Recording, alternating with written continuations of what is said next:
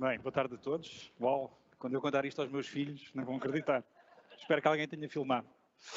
O que eu vos trago hoje surgiu como uma semente muito pequenina, fruto de uma ideia, nascido de uma amizade e tem hoje uma ambição de transformar a minha vida como médico. Aquilo que quero partilhar acontece muitas vezes quando eu, por exemplo, estou com um jantar com amigos e me perguntam, amigos que eu não conheço, o que é que faz? Ah, é médico. Pronto, há sempre uma pergunta ao médico, qual é a especialidade? E eu digo que trata de cancro com as radiações. Duas coisas podem acontecer. A conversa muda imediatamente, há um silêncio e mudamos rapidamente de conversa, é o mais normal.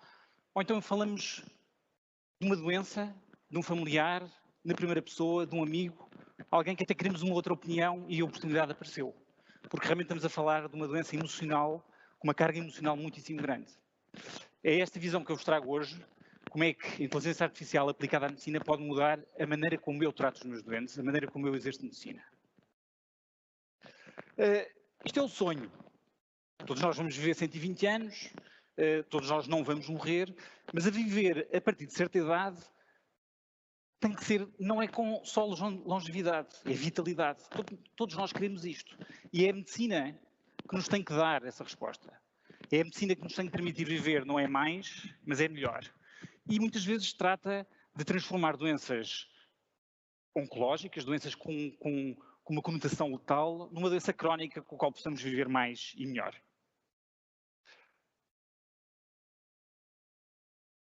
A primeira informação, a primeira noção que nós temos da sociedade e que queremos ver da medicina, muitas vezes está envolvida com estes dois palavrões, negligência e incompetência. Aquilo que preocupa, sobretudo aos médicos, aos profissionais de saúde, é a minimização do acidente, porque também existe, e aqui vamos buscar muita gestão de risco e dos conhecimentos, por exemplo, da aviação, mas é sobretudo o erro, a minimização do erro.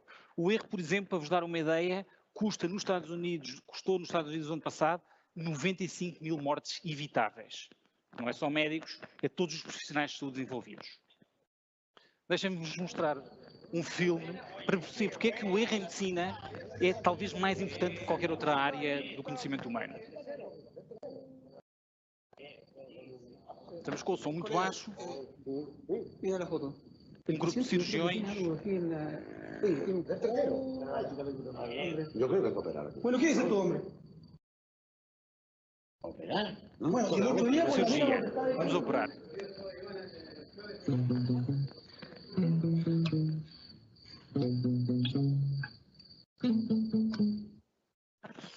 O problema, obviamente, é que uma vez feita a cirurgia, não há nada a fazer. Está operado, está feito. Portanto, o erro, é impossível nós fugirmos do erro.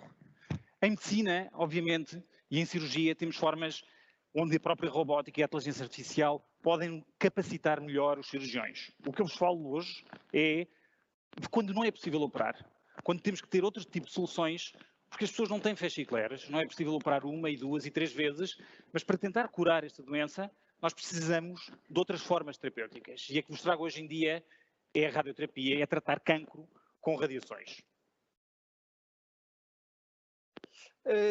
Os últimos 20 anos foram dramáticos em termos de desenvolvimento tecnológico, de incorporação tecnológica em áreas da medicina. A radioterapia passou de uma terapêutica feita em caves, soturnas, nos hospitais, em doentes praticamente que estavam a morrer, para uma incorporação tecnológica muitíssimo importante, com custos associados, mas que nos permitiu desenvolver um modelo quase baseado na anatomia humana de tentativa de identificação de tumores. É preciso ver, é preciso saber onde estão os tumores para nós conseguirmos tratá-los.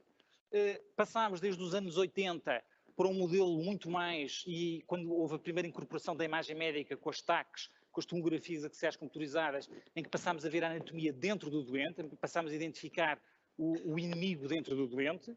Evoluímos para formas modernas de planeamento em 3 dimensões, a termos a estrutura da anatomia como o target com que nós vamos aplicar a terapêutica, e hoje em dia fizemos um salto em que incorporamos não só essas 3 dimensões, mas que incorporamos a noção de espaço, a noção de tempo e, sobretudo, a personalização da medicina no que nós podemos incorporar como o 6D da medicina individualizada, mais do que personalizada. Isto é um slide um bocadinho complexo, mesmo para médicos não radio-oncologistas, em que nós mostramos imagens do tórax humano com um tumor, com o inimigo que nós queremos tratar e com uma distribuição em cores, distribuição essa que significa a radiação com a qual nós vamos eliminar o cancro. Vários modelos de desenvolvimento tecnológico, todos eles acertados numa computação onde não existe incorporação de inteligência artificial, mas em que a medicina, de repente, passou a ser feita com o rato. A cirurgia de médicos como eu é feita com o rato, é feita em computadores, é feita na imagem médica, obviamente única, daquele doente que nós vamos ter que tratar. Ora, esta optimização e a incorporação da imagem médica em medicina traz um nível de aquisição e uma complexidade de dados que ultrapassa completamente a mente humana. Nós temos uma palete de escala de cinzento de 256 cores para o olho humano interpretar pixels que correspondem a conjuntos de células. Cada pixel podem ter 10 mil, 100 mil células que o médico tem que interpretar. A interpretação é limitada não pela aquisição dos dados, porque esses estão adquiridos, mas pela conceptualização, pela percepção que o médico tem desse tipo de ferramentas. Isto permite que a radioterapia, e provavelmente muitos de vós terão conhecimento que a radioterapia convencional implica semanas de tratamento, são 5, 6 semanas de tratamento, mas esta incorporação tecnológica permitiu nos últimos anos, e nomeadamente no caso da Fundação, desenvolvermos e sermos pioneiros na implementação do que nós chamamos o hipofracionamento extremo. Tratar em muito poucas sessões, às vezes uma, às vezes 3, às vezes 5, margens muitíssimo apertadas em que nós tentamos definir não só aquilo que queremos tratar, mas sobretudo o que não queremos tratar, onde não queremos pôr radiação, porque queremos tratar sem efeitos secundários. E é este o desafio, é este o sonho em oncologia, tratar sem efeitos secundários. Ora, para conseguir isso nós precisamos de um gold standard. E o gold standard neste momento é um médico.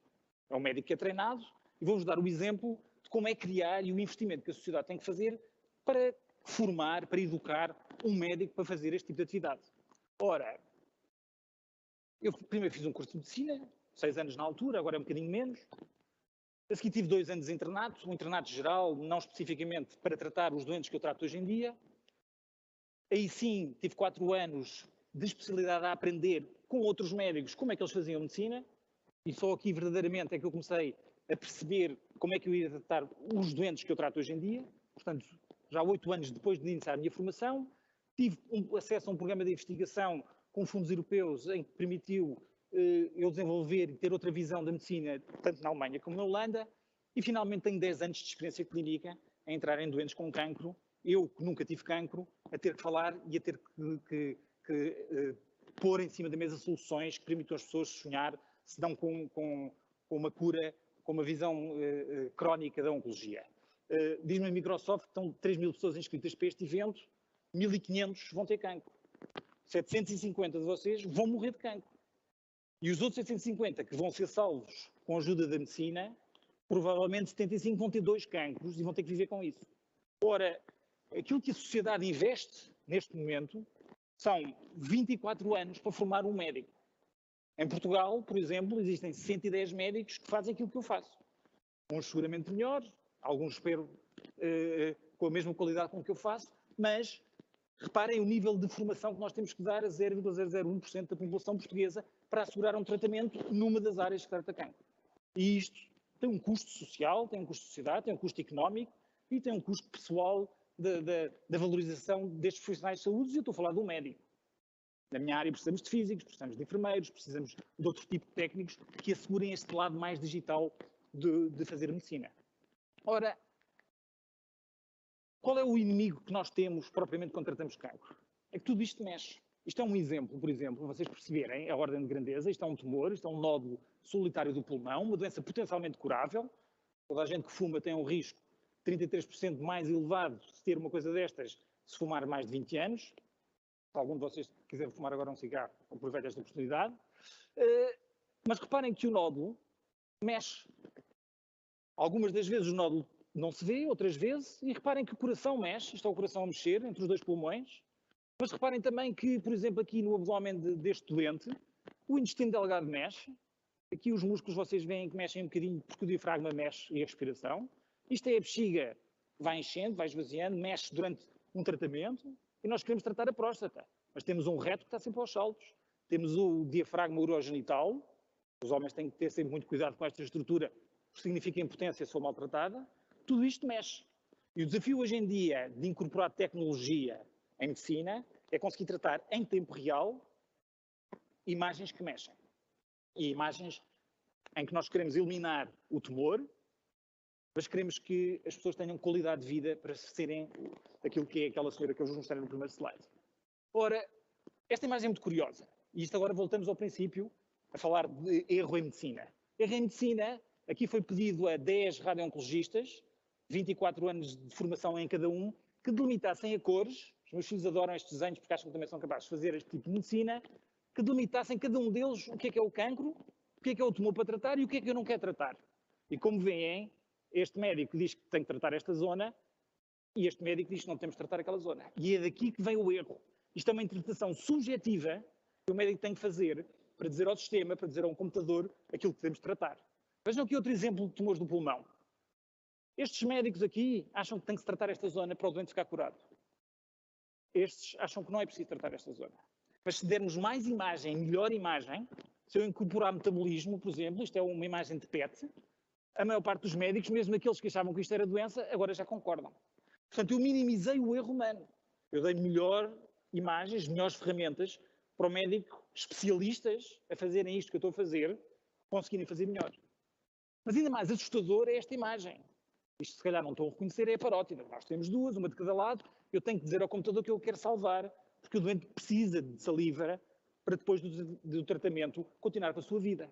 E reparem, isto não são 10 médicos, cada um a delimitar com uma cor a parótida. Isto é o mesmo médico, dado a mesma imagem em semanas diferentes, umas vezes de manhã, umas vezes à tarde, umas vezes depois de discutir com a mulher ao telefone, outras vezes depois de passear o cão, níveis de stress diferentes, e o médico vai dizer ao sistema que este doente tem uma parótida completamente diferente.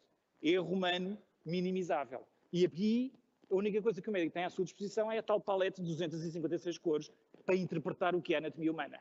Portanto, nós precisamos de mais ferramentas, precisamos de um outro gold standard.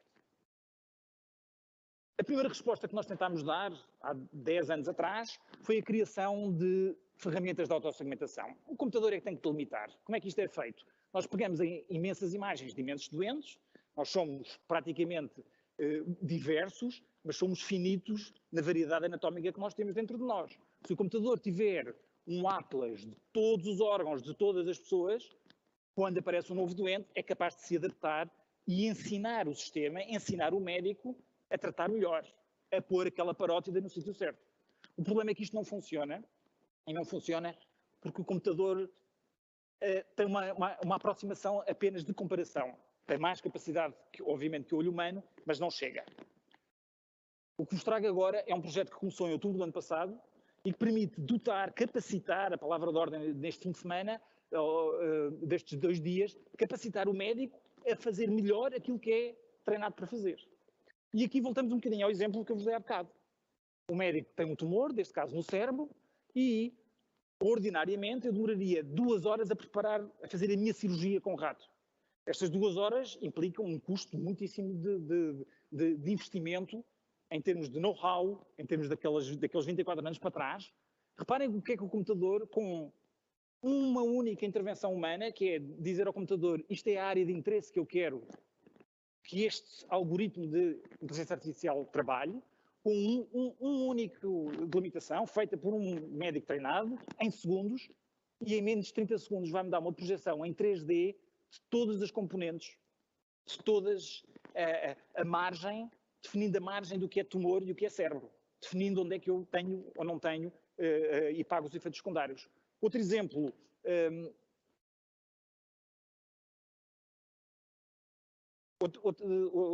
agora o vídeo foi um bocadinho para trás. Outro exemplo que vos ia mudar é a delimitação num espaço relativamente curto de tempo, em 30 segundos, da anatomia em anatomia real, capaz de melhorar aquilo que é o tal gold standard.